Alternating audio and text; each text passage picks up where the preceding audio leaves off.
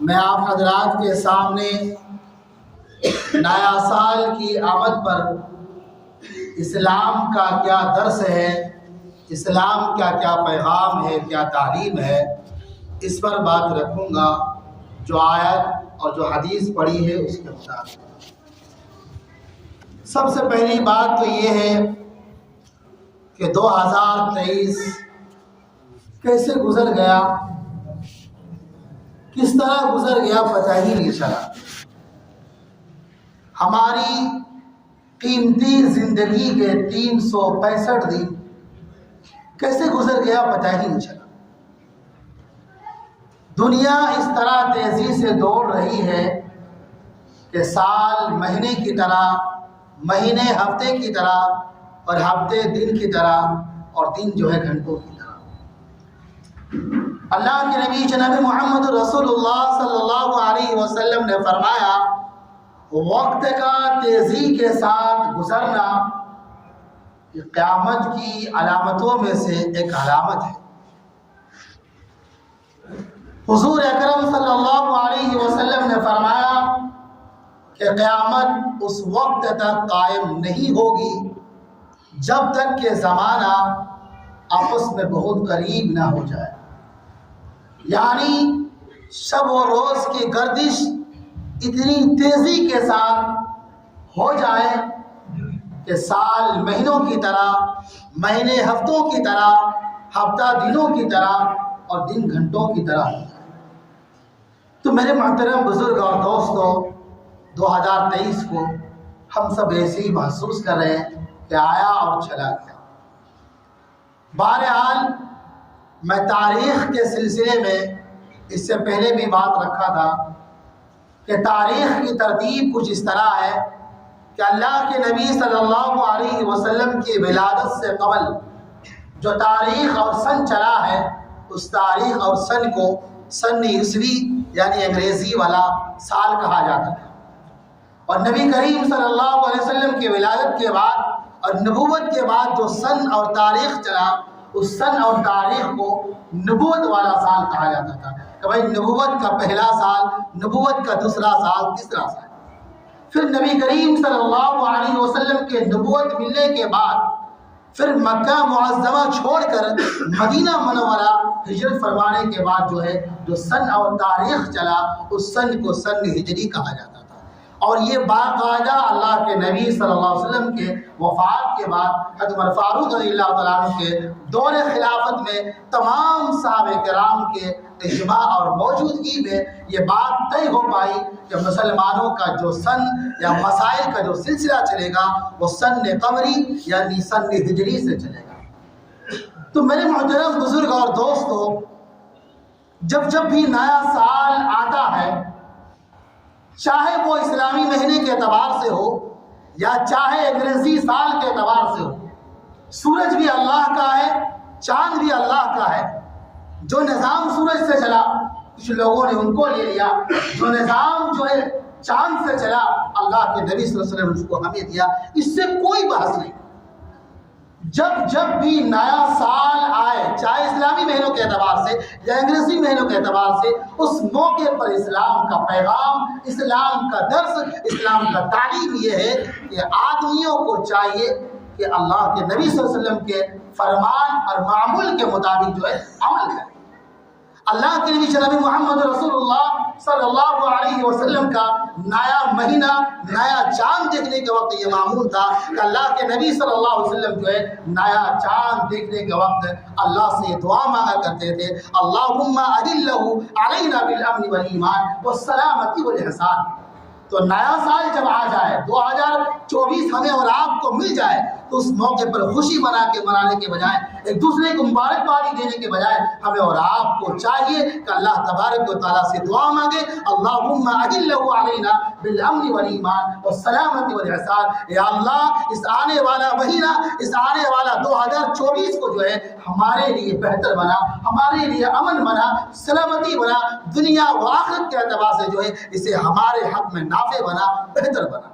تو ہمیں اور آپ کو یہ پیغام ملتا ہے کہ جب نیا سال 2024 ہمیں اور آپ کو مل جائے، اس وقت ہمیں اور آپ کو چاہیے کہ اللہ تبارک و تعالیٰ سے جو ہے عافیت کی، سلامتی کی، اس سال کو 2024 کو بہتر بنانے کی جو ہے اللہ تبارک و تعالیٰ سے دعا مانگنی چاہیے۔ تو پہلا کام یہ ہے۔ دوسرا کام یہ ہے کہ اگر ہمیں اور آپ کو 2024 نصیب ہو جائے تو اللہ کا شکر ادا کرنا چاہیے۔ زندگی کا ملنا، سانس کا جاری رہنا، دھڑکن کا باقی رہنا، یہ اللہ کی بہت بڑی نعمت ہے۔ جب آدمی کو زندگی ملے گی، زندہ رہے گا، حیات رہے گا، تبھی تو نامہ اعمال اکٹھا کر سکتا ہے، تبھی تو نیکیاں اکٹھا کر سکتا ہے۔ یہ ایک بہت بڑی نعمت ہے۔ اللہ تبارک و تعالیٰ قرآن کریم کی معرفت ہمیں اور آپ کو سکھاتا ہے، بتلاتا ہے کہ جب اللہ کی طرف سے کوئی نعمت مل جائے تو اس پر اللہ کا شکر ادا کرنا چاہیے۔ تو میرے محترم بزرگ اور دوستو، جب 2024 ہمیں اور آپ کو نصیب ہو جائے تو اللہ کا شکر ادا کرنا چاہیے۔ کس بات پر؟ اللہ تبارک و تعالیٰ نے ہمیں اور آپ کو دوبارہ موقع دیا سدھرنے کا، سنبھلنے کا، اپنے آپ کو بنانے کا، اللہ اس کے رسول سے اپنا رشتہ اور تعلق کو جو ہے مضبوط کرنے کا، اپنے آپ کو جہنم سے بچا کر جو ہے جنت میں لے جانے کا، اپنے درجات کو، اپنے مقام کو، اپنے رتبہ کو جو ہے اللہ اس کے رسول کے پاس بڑھانے کا جو ہے اللہ تبارک و تعالیٰ نے دوبارہ ایک نئی موقع دیا۔ اس موقع پر جو ہے ہمیں اور آپ کو اللہ کا شکر ادا کرنا چاہیے۔ اس بات پر بھی اللہ کا شکر ادا کرنا چاہیے کہ بہت سارے ہمارے رشتہ دار 2023 کو ہمارے ساتھ باحیات تھے، ہمارے ساتھ اٹھتے تھے، بیٹھتے تھے، معاملات، کاروبار، گفتگو، ساری چیزیں ہوتی تھی، لیکن 2024 آنے سے پہلے اللہ تبارک و تعالیٰ نے اس کو اٹھا لیا اور ہمیں اور آپ کو بچائے رکھا۔ تو اس پر جو ہے اللہ کا شکر ادا کرنا۔ تیسرا کام، جب 2024 نصیب ہو جائے تو اس ملی ہوئی مہلت سے جو ہے ہمیں اور آپ کو فائدہ اٹھا لینا چاہیے قبل اس سے کہ وہ مہلت ختم ہو جائے۔ تو میرے محترم بزرگ اور دوستو، نیا سال کی آمد پر جو ہے ہمیں اور آپ کو اسلام کی جانب سے جو پیغام اور جو میسج ملتا ہے وہ یہ ملتا ہے کہ اللہ تبارک و تعالیٰ سے اس موقع پر دعا کی جائے کہ اللہ تبارک و تعالیٰ اس آنے والے سال کو دنیا و آخرت دونوں لائن سے جو ہے ہمارے لیے نافع بنا دے، ہمارے لیے بہتر بنا دے، ہمارے لیے جو ہے کارساز بنا دے، اور اللہ تبارک و تعالیٰ کا جو ہے شکر ادا کرنا چاہیے کہ اللہ تبارک و تعالیٰ نے ہمیں اور آپ کو دوبارہ موقع دیا اللہ سے رشتہ تعلق مضبوط کرنے کا، اپنے آپ کو جہنم سے بچا کر جو ہے جنت میں لے جانے کا۔ تیسرا پیغام یہ ہے کہ اس ملی ہوئی مہلت سے فائدہ اٹھا لینا چاہیے قبل اس سے کہ وہ مہلت ختم ہو جائے۔ میں نے جو حدیث اللہ کے نبی صلی اللہ علیہ وسلم نے فرمایا ہے، اس حدیث کے اندر فرمایا الکیس من دان نفسہ ولما بعد الموت۔ آدمی تو اپنے آپ کو عقل مند سمجھتا ہے، لیکن اللہ اس کے رسول کے نزدیک یہ ہے کہ سب سے بڑا عقل مند آدمی، سب سے بڑا ہوشیار آدمی، سمجھدار آدمی وہ آدمی ہے جنہوں نے اپنے آپ کو گناہوں سے بچا لیا، اپنے نفس کو قابو کر لیا، اپنے نفس کو کنٹرول کر لیا۔ وہ لما بعد الموت، اور موت کے بعد جو زندگی ہے اس زندگی کی تیاری میں دنیا میں لگ گیا۔ آگے فرمایا والعاجز من اتبع نفسہ ہواہ، سب سے بیوقوف آدمی، ناسمجھ آدمی وہ آدمی ہے جنہوں نے اپنے نفس کو کنٹرول میں نہیں رکھا، اپنے آپ کو خواہشات کے پیچھے لگا دیا، اور اللہ تبارک و تعالیٰ سے یہ امید لگا رکھا کہ اللہ غفور الرحیم ہے، اللہ معاف کرتا ہے۔ اللہ کے نبی جناب محمد رسول اللہ صلی اللہ علیہ وسلم نے فرمایا یہ آدمی سب سے بڑا بیوقوف آدمی ہے۔ تو میرے محترم بزرگ اور دوستو، آنے والے سال کو ہمیں اور آپ کو چاہیے کہ بہتر بنانے کی ہر ممکن کوشش کرنی چاہیے۔ چوتھا کام، سب سے ضروری کام جس پر ہم کو لگتا ہے آج کی اس جمعہ تمام علماء کرام اس موضوع پر بات کر رہے ہوں گے، وہ ہے اس نیا سال کے آمد پر اپنی زندگی کا احتساب کرنا۔ تو بھائی پچھلے سال میں نے کیسے گزارا؟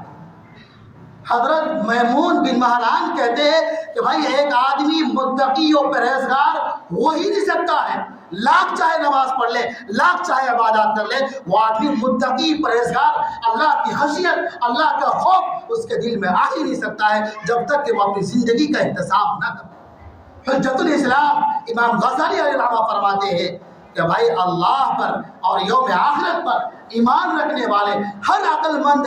آدمی پر لازم ہے وہ اپنی زندگی کا احتساب کرے۔ تو میرے محترم بزرگ اور دوستو، اس آنے والے سال کے آمد پر سب سے بڑا پیغام اسلام کی جانب سے یہ ملتا ہے کہ ہمیں اور آپ کو چاہیے کہ پورے پچھلے سال کی جو ہے احتساب کریں کہ ہم نے کیسے گزارے 2023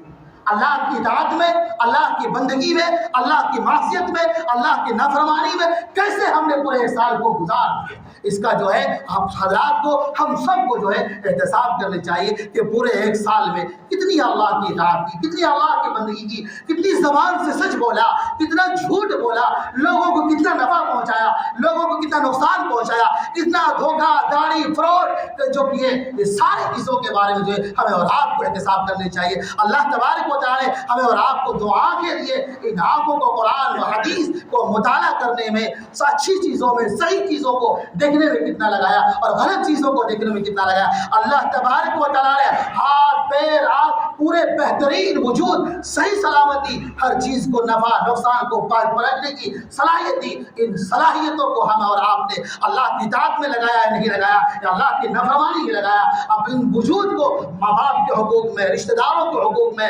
دوستوں احباب کے حقوق میں، سماج کے حقوق میں، اللہ اس کے رسول نے جو دین کا پیغام ہمیں اور آپ پر فرض کیا ہے اس کو لوگوں تک پہنچاؤ، ان تمام چیزوں میں جو ہے ہم نے اپنے آپ کو 2023 میں کیسے لگایا، کیسے کھپایا، اس کا حساب دینا چاہیے۔ معمولی دکاندار، مولانا عبدالعزیز بتا رہے تھے کہ ایک معمولی دکاندار اپنی دکان کا حساب کرتا ہے، دکان کھولنے کے بعد جو سامان لاتے ہیں اس سامان کو جو دکان کے اندر، گاؤں کے اندر اور دکانیں ہیں جو وہاں بیچے جاتے ہیں، فروخت کیے جاتے ہیں، اس کا ریٹ معلوم کرتے ہیں، بھائی وہ کتنا میں بیچتے ہیں، پھر اپنا ریٹ لگاتے ہیں، قیمت لگاتے ہیں، پھر اس کو بیچتے ہیں، بیچنے کے بعد شام کو جو ہے اپنا حساب کرتا ہے، کیا بیچا، کیا پایا، کیا نفع کیا دکان نے، کیا نقصان دیا۔ اس ساری چیزوں کا جو ہے آدمی جائزہ لیتا ہے، اس لیے جائزہ لیتا ہے تاکہ اپنے کاروبار کو، اپنی تجارت کو، اپنی دکان کو جو ہے صحیح رخ دیا جا سکے۔ تو میرے محترم بزرگوں اور دوستوں، اللہ تبارک و تعالی ہمیں اور آپ کو سب سے قیمتی چیز زندگی دی، زندہ رکھا، ہمیں اور آپ کو چاہیے اس کے بارے میں بھی جو ہے احتساب کرنا چاہیے۔ حضرت فاروق رضی اللہ تعالیٰ عنہ فرمایا کرتے تھے، حاسبوا انفسکم قبل ان تحاسبوا، کہ اللہ کے پاس حساب دینا ہے، ہمارا آپ کا ایمان ہے، یقین ہے، اس سے پہلے چاہیے کہ ہمیں اور آپ کو اپنا احتساب کر لانا چاہیے۔ آدمی جب حساب کرتا ہے، اپنے نفس کے بارے میں محاسبہ کرتا ہے، پھر اسے پتہ چلتا ہے کہ میں کہاں ہوں، میرے اندر کتنی خیر آ گئی، میرے اندر کتنی شر آ گئی۔ آج ہم اور آپ احتساب نہیں کرتے ہیں، معمولی نیکیاں کرتے ہیں، بڑے خوش ہو جاتے ہیں، لوگوں کے سامنے چرچا کرتے ہیں، فلاں جگہ پر اتنا صدقہ دے دیا، اتنا چندہ دے دیا، فلاں کا یہ کام کر دیا، یہ کام کر دیا، اور گناہوں کو چھپاتے ہیں۔ کیوں چھپاتے ہیں؟ ہمیں اور آپ جو ہے احتساب نہیں کرتے۔ تو میرے محترم بزرگ اور دوستوں، ہمیں اور آپ کو چاہیے کہ ایک حساب کریں اپنی زندگی کے بارے میں، خبر اس سے کہ اللہ تعالیٰ ہم سے حساب لیں، اللہ تعالیٰ حساب لیں گے۔ ان اللہ خبیر بما تعملون، اللہ تعالیٰ ہمارے تمام اعمالوں کو دیکھ رہے ہیں، ہم کیا کر رہے ہیں، کیسے زندگی بتا رہے ہیں، کیسے گزار رہے ہیں، اللہ کی اطاعت میں نبی کے طریقے کے مطابق یا یہود و نصارہ کے طریقے کے مطابق کیسی زندگی گزار رہا ہے، وہ اللہ تبارک و تعالیٰ ان تمام اعمال کو دیکھ رہے ہیں۔ تو میرے محترم بزرگ اور دوستوں، نیا سال کی آمد پر سب سے ضروری کام یہ بنتا ہے ہم میں سے ہر ایک کو، چاہے نمازی ہو یا بے نمازی ہو، ہر ایک کو اپنی زندگی کے بارے میں جو ہے احتساب کرنا چاہیے کہ میری زندگی کیسے کٹ رہی ہے، اتنی زندگی مل گئی ہے کیا، ملنے کے بعد بھی ہمارے پاس اتنا وقت نہیں آیا، اتنی عمر کافی نہیں ہے کہ ہمیں اچھے انسان بن جانا چاہیے، ہمیں اللہ کا صحیح بندہ بن جانا چاہیے، اللہ کا مقبول بندہ بن جانا چاہیے۔ اس کے بارے میں جو ہے ہمیں اور آپ کو احتساب کرنا چاہیے۔ علماء کرام بیان کرتے ہیں کہ اگر آدمی کا مزاج نہیں بنتا ہے، احتساب کی طرف ذہن نہیں جاتا ہے، اس کے لیے بھی طریقے بتائے۔ سب سے پہلا کام، اگر ہمارا آپ کا ذہن نہیں بنتا ہے، رات کو بھی نہ دین کو بھی، کہیں بھی تنہائی میں کہیں بھی جو ہے ہمارا ذہن بنتا ہی نہیں احتساب کرنے کے لیے، تو فرمایا کہ بھائی ان واقعات کو پڑھیے جو قرآن و حدیث سے جو ہے ثابت ہے یا اس کے روشنی میں ہے، ان واقعات کو جو خوف خدا سے تعلق رکھتے ہیں ان واقعات کو پڑھنا چاہیے۔ سب سے پہلے انبیاء کرام کے واقعات کو پڑھیے کہ اللہ سے کیسے ڈرتے تھے، کتنا ڈرتے تھے۔ اللہ کے نبی جناب محمد رسول اللہ صلی اللہ علیہ وسلم اللہ سے اتنا ڈرتے تھے، اتنا ڈرتے تھے، کہا جاتا ہے، روایت میں آتا ہے کہ گرم پانی جو ہانڈی میں رہتا ہے اس کے ابلنے کے کھولنے کی جو آواز آتی ہے اس طرح اللہ کے نبی صلی اللہ علیہ وسلم کی جو ہے سینے ادھر سے آواز آتی تھی اور صحابہ کرام اس کو محسوس کیا. اس کے بعد صحابہ کرام کی زندگی آتے ہیں, ان کو اٹھا کر آپ دیکھیے کہ وہ اللہ سے کیسے ڈرتے تھے. حضرت ابو بکر صدیق رضی اللہ تعالیٰ ایک انصاری کے باغیچہ میں داخل ہو گیا. داخل ہونے کے بعد کیا دیکھتا ہے کہ ایک پرندہ کبھی اس درخت پر, کبھی اس درخت پر, کبھی اس شاخ پر, کبھی اس شاخ پر, کبھی وہاں سے پھل کھا رہا ہے, کبھی وہاں سے پھل کھا رہا ہے, اڑ رہا ہے. حضرت ابو بکر صدیق رضی اللہ تعالیٰ عنہ سے یہ منظر کو دیکھنے کے بعد رونے لگے اور روتے روتے جو گھٹنوں کے بل گر جاتے. دیگر ساتھی جو ان کے پاس موجود تھے آتے, کیا ہوا, اللہ آپ کی بھلا کرے, اللہ آپ کی خیر کرے, کیا ہوا. پوچھتے میں نے جب یہ پرندہ کو دیکھا کہ اپنی کتنی بہترین زندگی گزار رہا ہے, کوئی خوف نہیں, کوئی ڈر نہیں, مرنے کے بعد کوئی حساب و کتاب کا ڈر نہیں ہے, کاش میں بھی پرندہ ہو جاتا تو مجھے بھی مرنے کے بعد جو ہے اللہ کے سامنے جوابدہی کے لیے جو ہے کھڑا ہونا نہ ہوتا. کاش میں پرندہ ہوتا, کاش میں کوئی درخت ہوتا, کاش میں مٹی ہوتا, اڑا دیا جاتا. یہ خوف خدا جو ہے حضرت ابوبکر صدیق رضی اللہ عنہ. عمر فاروق رضی اللہ تعالیٰ دین میں درا لے کر لوگوں کی اصلاح کرتے, لوگوں کو سمجھاتے, رات میں تنہائی میں جو ہے اٹھنے کے بعد جو ہے اسی درے سے اپنے پاؤں کو مارتے اور مارنے کے بعد اپنے نفس سے یہ خطاب کرتے, بتاؤ آج کا پورا دن تم نے صحیح گزارا کہ نہیں گزارا. اپنے بارے میں, اپنے گھر والوں کے بارے میں ذمہ دار تھے, امیر المومنین تھے, پورے سماج کے بارے میں جو ہے اپنے نفس کو خطاب کرتے, بتاؤ تم نے صحیح گزارا کہ نہیں گزارا. اللہ کے نبی صلی اللہ علیہ وسلم کئی بار جنت کی خوشخبری دنیا میں دے دی ہے. قرآن کہتا ہے رضی اللہ عنہ ورضوا عنہ کہ وہ اللہ سے راضی, اللہ ان سے راضی. اس کے باوجود جو ہے اللہ کے نبی صلی اللہ علیہ وسلم کی وفات کے بعد جو ہے حضرت حذیفہ بن یمان کے پاس پہنچتے ہیں, بتائیے کہ اس لسٹ جو لسٹ اللہ کے نبی صلی اللہ علیہ وسلم آپ کو دیے تھے منافقین کی, اس لسٹ میں کہیں میرا نام تو نہیں ہے. حضرت امام ابن ابی ملیکہ کہتے ہیں کہ 30 سے زائد صحابہ کرام نے اپنے اندر نفاق کا ڈر پایا. وہ نفاق سے ڈرتے تھے کہ اللہ کے نبی صلی اللہ علیہ وسلم کے بعد میرے اعمال, ہمارے اعمال اتنے خراب تو نہیں ہوگے کہیں میں منافقین میں شامل نہیں ہوں. تو ہر صحابی رسول اللہ تبارک و تعالیٰ سے جو ہے بے پناہ ڈرتے تھے. میں کئی بار واقعہ سنایا کہ ماعز حد غامدیہ رضی اللہ عنہ زنا کا صدور ہو جاتے ہیں, اللہ کے نبی صلی اللہ علیہ وسلم کی خدمت میں آتے ہیں, یا رسول اللہ مجھ سے زنا کا صدور ہو گیا, آپ پاک کر دیجئے. آپ صلی اللہ علیہ وسلم چہرہ پھیر لیتے, ادھر خاتون آتی ہے چہرہ پھیر لیتے, 3 بار 4 بار آنے کے بعد اللہ کے نبی صلی اللہ علیہ وسلم نے فرمایا کہ جاؤ جو پیٹ میں تمہارا بچہ ہے اس کا جنم دے دو, اس کے بعد جو ہے تمہیں رجم کیا جائے گا, تمہیں پاک کیا جائے گا. وہ خاتون بچی کو جنم دینے کے بعد دوبارہ لے کر آتی, ہاتھ سے کہتی ہے یا رسول اللہ آپ مجھے پاک کر دیجئے. اللہ کے نہیں فرماتے جاؤ ابھی یہ بچہ چھوٹا ہے, اسے تمہاری ضرورت ہے, جاؤ اس جب بڑا ہو جائے گا, کھانے کی قابل ہو جائے گا, اس کے اندر شعور آ جائے گا, اس وقت لہٰذا میں تمہیں پاک کر دوں گی. وہ خاتون دوبارہ جب بچے کھانے کے قابل روایت میں آتا ہے مکمل نہیں بنتے ہیں, اس کے باوجود جو ہے اس کے ہاتھ میں روٹی کا ٹکڑا تھما دیتے ہیں اور وہ خاتون لاتے ہیں اور لا کر کہتے ہیں یا رسول اللہ آپ دیکھیے میرا بچہ کھانے کے قابل ہو چکا ہے, اس کے ہاتھ میں روٹی کا ٹکڑا تھما ہوا ہے, آپ مجھے پاک کر دیجیے. آپ صلی اللہ علیہ وسلم جو ہے اس بچے کو کسی دوسرے کے حوالہ کر دیتے ہیں پرورش کرنے کی, اس کے بعد اس کو رجم کیا. کیا اس خاتون کو معلوم نہیں تھا, کیا وہ خاتون نہیں جانتی تھی کہ بھائی میری بدنامی ہوگی, میرے خاندان والوں کی بدنامی ہوگی, میرے ماں باپ کو لوگ برا بھلا کہیں گے, میرے بچے کو برا بھلا کہیں گے. لیکن میرے محترم بزرگ اور دوستو یہ ڈرتی تھی, یہ خوف تھا ہر صاحب رسول کے دل میں کہ اگر اللہ پوچھ لیا کل قیامت کے دن 40 50 60 70 80 سال کی زندگی دی تھی, اتنی مہلت دی تھی, اس کے باوجود تم نے اپنے آپ کو پاک صاف کر کے کیوں نہیں ہے میرے پاس آیا, تمہیں کیا جواب دیں گی. تو ہر صحابی رسول جو ہے اللہ سے ڈرتے تھے. تو ہمیں اور آپ کو چاہیے کہ اگر احتساب کا محاسبہ کا مزاج نہیں بنتا ہے تو ان واقعات کو پڑھنا چاہیے. یقیناً ان واقعات کو پڑھنے سے جو ہے ہمارا مزاج بنے گا کہ ہم احتساب کریں گے. نمبر 2 کہ بھائی اللہ کے سامنے حساب دینا ہے, اس سے پہلے ہم حساب کر لیں, ہم مواخذہ کر لیں کہ بھائی ہمارے اعمال اتنے اچھے ہو گئے ہیں کہ ہم اللہ کے سامنے جواب دینے کے لیے تیار ہو جائیں گے. اس گھڑی میں, اس حال میں کہ انبیاء بھی کانپ رہے ہوں گے, سارے لوگ نفسی کا عالم میں ہوگا, پیشانی میں پسینوں میں جو ہے شرابور ہوگا, اس وقت اللہ تعالیٰ ہم سے پوچھ لیا جائے تو ہمارا کیا جواب بنے گا. اس سے پہلے جو ہے آدمی کو احتساب کر لینا چاہیے اور اپنی اصلاح کرنی چاہیے۔ فرمایا کہ اگر احتساب کا مزاج نہیں بنتا ہے تو اس آدمی کو چاہیے کہ احتساب کرنے کے لیے اپنا وقت مقرر کر لیجیے۔ جب آدمی کا وقت مقرر ہو جاتا ہے تو پھر آدمی جو ہے احتساب کرنا، کوئی بھی کام کرنا اس وقت آسان ہو جاتا ہے۔ اگر فرمایا کہ اس سے بھی آپ کا مزاج نہیں بنتا ہے تو مشاہدات جو ہم اور آپ اپنی نظروں سے اپنی آنکھوں کے سامنے دیکھ رہے ہیں کہ کوئی آدمی جا رہا ہے، اچھا خاصا ہے، دل میں تمنا ہے، ماں باپ بھی تمنا لیے ہوئے گھر سے نکلا، ایکسیڈنٹ ہو گیا، انتقال ہو گیا، ان تمام اچانک کے حادثات سے جو ہمیں اور آپ کو سبق لینا چاہیے، ہمیں اور آپ کو تعلیم لینی چاہیے۔ اگر یہ حادثہ خدا نہ خواستہ میرے ساتھ ہو جاتا تو میرا کیا بنتا؟ کیا اتنے اعمال ہم نے آپ نے اکٹھا کر لیے کہ ہم کو جنت میں لے جائے گا، جہنم سے بچا لے گا، اللہ خوش ہو جائے گا؟ تو ان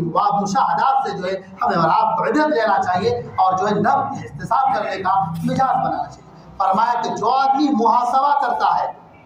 تولتا ہے روز کے اعمال کو، ہفتے کے اعمال کو، مہینے کے اعمال کو، سال کے اعمال کو، تو اس سے رضائے لقائے الہی، اللہ سے ملاقات کا دل میں شوق پیدا ہوتا ہے۔ اور جس آدمی کے دل میں اللہ کا شوق، اللہ سے ملنے کا جذبہ پیدا ہو جائے، وہ آدمی ہر پل، ہر گھڑی، ہر لمحہ اسی کی تیاری میں لگا رہتا ہے۔ آگے فرمایا جو آدمی احتساب کرتا ہے اس کا بڑا فائدہ یہ ہوتا ہے تو آدمی ہر ممکن جو ہے اپنے آپ کو گناہوں سے بچانے کی کوشش کرتا ہے۔ حضرت احمد بن قیس علیہ رحمۃ کے بارے میں واقعہ ہے، ایک بہت بڑے بزرگ ہیں، فرمایا کہ جب ان کو گناہ کرنے کا نفس جو ہے اس کو ابھارتا، خیال آتا، اس کے گھر میں ایک دیا جل رہا ہوتا تھا، اس دیا کے اندر جو انہیں کو ڈال دیتا تھا، اور جب ڈالنے کی وجہ سے تکلیف ہوتی تھی تو پھر دل کو، نفس کو خطاب کرتے تو یہ معمولی سی آگ ہے، جہنم کی آگ کے مقابلے میں دنیا کی آگ بہت کمزور ہے۔ ایک آدمی جل جائے گا فوراً جان نکل جاتی ہے چمڑی کو لڑنے کے بعد، لیکن جہنم کے اندر آگ کے اندر اتنی شدید ہے آدمی کو موت ہی نہیں آئے گی۔ تو فرمایا کہ بھئی یہ دنیا کی آگ جہنم کے آگ کے مقابلے میں 70 گنا کم ہے۔ جب تمہارے اندر اسے برداشت کرنے کی صلاحیت نہیں ہے تو جہنم کی آگ کو کیسے برداشت کریں؟ لہذا تم گناہوں سے رک جاؤ۔ تو جو آدمی اپنا نفس کا احتساب کرتا ہے، مواخذہ کرتا ہے، اپنی زندگی کو ٹٹولتا ہے، وہ آدمی ہر ممکن جو ہے گناہوں سے بچنے کی جو ہے کوشش کرتا ہے۔ فرمایا جو آدمی احتساب کرتا ہے وہ الزہد فی الدنیا، اللہ اس کو دنیا میں تقویٰ، پرہیزگاری، اللہ کی خشیت، اللہ کی محبت، اللہ کا ڈر اس کے دل میں پیدا ہوتا ہے۔ اور احتساب کرنے کا سب سے بڑا فائدہ یہ ہوتا ہے کہ آدمی کو دوسرے کے حقوق کا ادا کرنے کا اس کو فکر رہتا ہے۔ جب احتساب کرے گا تو اس کا ضمیر کبھی بھی اس بات کو دوبارہ قبول نہیں کرے گی کہ فلاں کا حق، فلاں کے پیسے، جو بھی چیز ہے میرے ذمے میں ہے، تو اس کا دل اس کو گوارا ہی نہیں کرے گا، فوراً اس کو لوٹا دے گا۔ یہ سب سے بڑا فائدہ ہے، اللہ کی اطاعت میں بھی لگ جائے گا، اللہ کے مخلوق کو بھی نفع پہنچانے کے بارے میں جو سوچے گا۔ اور سب سے بڑا نقصان جو آدمی احتساب نہیں کرتا ہے، قرآن کہہ رہا ہے احتساب کرو، یا ایھا الذین آمنوا اتقوا اللہ ولتنظر نفس ما قدمت لغد واتقوا اللہ، کہ بھائی کل کے بارے میں، آخرت کے بارے میں تم سوچو، کیا بھیج رہے ہو، کیا بھیج رکھتے ہو، اس کے بارے میں سوچو۔ تو جو آدمی احتساب نہیں کرتا ہے اس کا سب سے بڑا نقصان یہ ہوتا ہے تو آدمی گناہوں میں ملوث ہو جاتا ہے، اس کا نفس پاک ہوتا ہی نہیں۔ ایک آدمی نماز پڑھ رہا ہے، الگ مسئلہ ہے، ایک آدمی نہیں پڑھ رہا ہے، الگ مسئلہ ہے۔ فرمایا دونوں کو احتساب کرنا چاہیے۔ دنیا میں سماج میں بہت سارے ایسے لوگ ملیں گے جو نماز پڑھ رہے ہیں، اس کے باوجود گناہ کر رہے ہیں، دوسرے کے بارے میں خبر گیری، یہ وہ، فلاں ایسا ہے، فلاں کا بیٹا ہے، یہ سارے جو ہے فضول کاموں میں، بیکار کاموں میں وقت کو کھپا دیتا ہے۔ فرمایا کہ وہ آدمی بھی اگر احتساب نہیں کرے گا تو اس کا نفس بھی کبھی پاک صاف نہیں ہوگا۔ تو سب سے بڑا نقصان یہ آدمی کا نفس جو ہے کبھی پاک ہوتا ہی نہیں۔ آگے فرمایا کہ جو آدمی احتساب نہیں کرتا ہے آخرت کی فکر اس کے دل میں آتا ہی نہیں، اور جب آخرت کی فکر دل میں آتا ہی نہیں تو بیوی بچے کی ضروریات، کمانا، مال دھمانا، اسی کو سب کچھ سمجھ لیتا ہے، اسی کو اپنی اصلی حقیقی دنیا سمجھ لیتا ہے اور اسی کی تیاری میں لگ جاتا ہے۔ تو میرے محترم بزرگ اور دوستو، 2024 اللہ کرے ہم سب کو نصیب کرے، اگر آ جائے تو یہ کام کرے کہ بھائی احتساب ضرور کر لیا کرے کہ پچھلے سال میں کیسے گزارے، اور گزارنے کے بعد جو ہے احتساب کرنے کے بعد بہتری کے لیے تدابیر اختیار کرنا، یہی عقل مند کا کام ہوتا ہے۔ اللہ